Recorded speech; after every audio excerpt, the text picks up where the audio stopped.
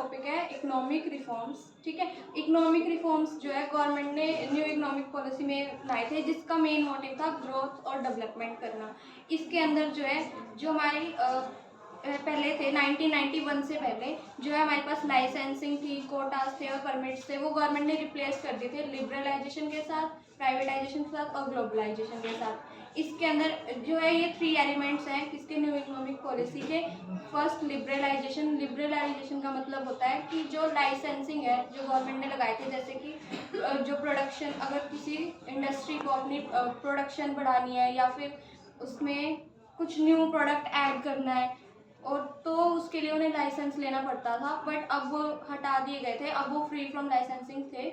और इसमें जो है 5 रिफॉर्म्स आए थे लिबरलाइजेशन के अंदर। जो है फर्स्ट है industrial sector reform, second is foreign exchange reform, third is financial sector reform, next is tax reform and next is trade and investment reform. Industrial sector reform में क्या हुआ था, जो abolition of industrial licensing, licence हटा दिया गया था। सिर्फ और सिर्फ जो लिक्वेरियर थी, सिगरेट वाली थी और डिफेंस यानी लड़ाई वाले थे, सिर्फ उनके लिए लाइसेंस रखा गया था, बाकी सबके लिए हटा दिया गया था। और वो next is construction of public sector, जो कि गवर्नमेंट ने किया था जब अब गवर्नमेंट के पास 17 to 8 इंडस्ट्रीज रह गई थी, जो कि उसमें थी एटॉमिक एनर्जी, रेलवेज, डिफेंस और इक्विपमेंट्स वाली। उसके बाद D reservation of production areas, जो स्मॉल स्केल इंडस्ट्री लगाई थी गवर्नमेंट ने, उनके लिए भी जो है लाइसेंस फ्री कर दिया था। एक्सपेंशन ऑफ प्रोडक्शन कैपेसिटी, जो अब जो प्रोडक्शन कैपेसिटी है वो बढ़ा सकते थे। Freedom to import capital goods, अब उनके पास फ्रीडम थी कि वो कैपिटल गुड्स का इम्पोर्ट कर सकते थे without licence.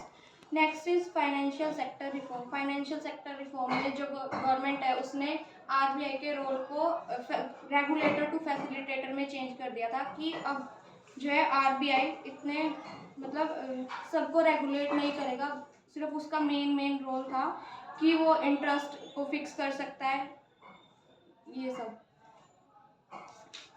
Next is tax reform. Tax reform में जो है टैक्स को 2 पार्ट्स में डिवाइड किया था। First is direct tax, second is indirect tax.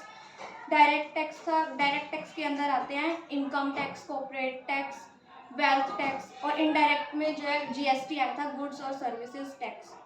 Next is foreign exchange reform. Foreign exchange reform में जो गवर्नमेंट ने डीवैल्यूएशन किया था, डीवैल्यूएशन का मतलब होता है कि अपनी करेंसी की वैल्यू को कम करना। जैसे अब हमें $1 जो है 50 रुपीज़ का मिल रहा है, लेकिन वो $1 अब 70 रुपीज़ का हो गया, कि जिससे फॉरेनर्स हमारी उसमें इंडियन मार्केट में ज़्यादा इन्वेस्ट करें और हमारा जो है एक्सपोर्ट बढ़ जाए और इम्पोर्ट कम हो जाए। Next is trade and investment policy reform. Trade और इन्वेस्टमेंट पॉलिसी रिफॉर्म में हुआ था, जो टैरिफ का रेट था वो कम कर दिया था, और जो कोटा थे वो हटा दिए थे। रिमूवल ऑफ एक्सपोर्ट ड्यूटीज हटा दिए गए थे, और क्वांटिटेटिव रिस्ट्रिक्शंस थे जो इंपोर्ट और एक्सपोर्ट पे वो भी हटा दिए थे। Next is privatisation. प्राइवेटाइजेशन का मतलब था कि गवर्नमेंट ने जो अपनी जो है ओनरशिप है वो प्राइवेट इंडिविजुअल्स के हाथों में दे दी थी, कि उनको जो इंडस्ट्रीज बेच दी थी। इसकी ज़रूरत इसलिए पड़ी थी, इसमें थी कि major role of public sector था इसमें, जिससे जो है हमारी जो है डेवलपमेंट कम हो पा रही थी।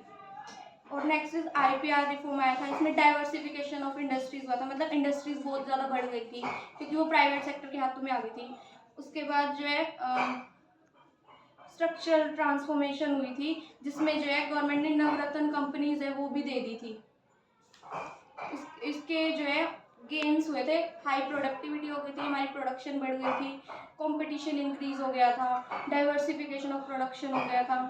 और इम्पेरेटिव लॉस क्या थे, इसमें सोशलिस्टिक पैटर्न कम हो गया था, यानी जो सोशल वेलफेयर है उस पर ध्यान कम देते थे प्राइवेट सेक्टर। और एक आई थी इसमें सर्गिल ट्रेजेडी आई थी, जिसमें जो है आंध्र प्रदेश के अंदर जो है बहुत सारी ना इंडस्ट्रीज थी जो कि थी पावर सप्लाई करती थी, तो वो जो है उन्होंने गवर्नमेंट ने जो प्राइवेट पर्सन के हाथों में दे दी, तो अब उनको बहुत ज़्यादा लॉस हो गया था।